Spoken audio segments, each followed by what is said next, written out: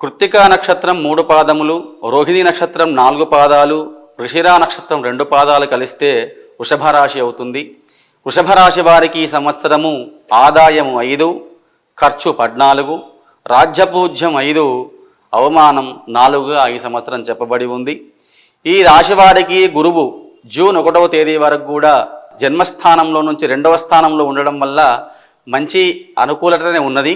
కానీ జూన్ 2వ తారీఖు నుండి ఈ రాశి వారికి గురుబలం అనేది వెళ్ళిపోతూ ఉన్నది.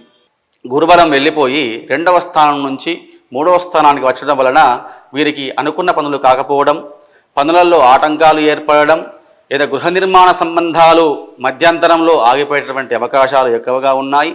అదేవిధంగా ఈ రాశి వారికి కనుక చూసుకున్నట్టయితే 11వ స్థానంలో మంచి స్థానంలో శనీశ్వరుడు ఉండడం వల్ల ఆ యొక్క ప్రమాదాలు, ఇంతకుముందు జరిగే ప్రమాదాల నుంచి బయటపడడం, అనుకూలత వాతావరణం ఏర్పడడం, ఇంట్లో చికాకులు కొట్లాటలు తగ్గిపోవడం, ఇటువంటి సుఫలితాలు లభిస్తూ గోచరిస్తూ ఉన్నాయి ఈ సంవత్సరం.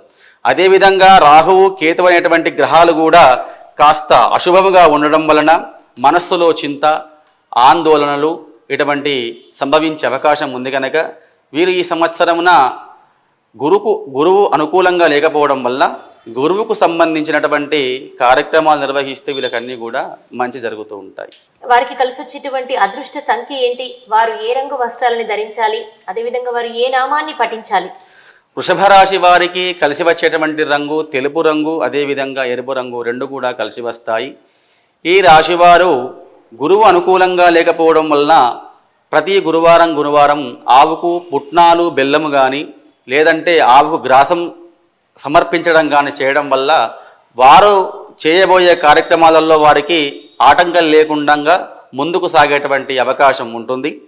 అదేవిధంగా చూసుకున్నట్టయితే ఈ రాశివారు ఓం నమో వెంకటేశాయ నమః అనే ఒక నామాన్ని పఠించడం వల్ల వారికి అన్నీ కూడా మంచి ఫలితాలు లభిస్తూ ఉంటాయి.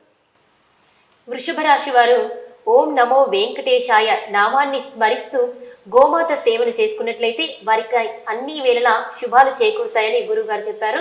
మరి గురుగారు చెప్పినట్టుగా పాటించి అందరూ శుభాలని పొందండి.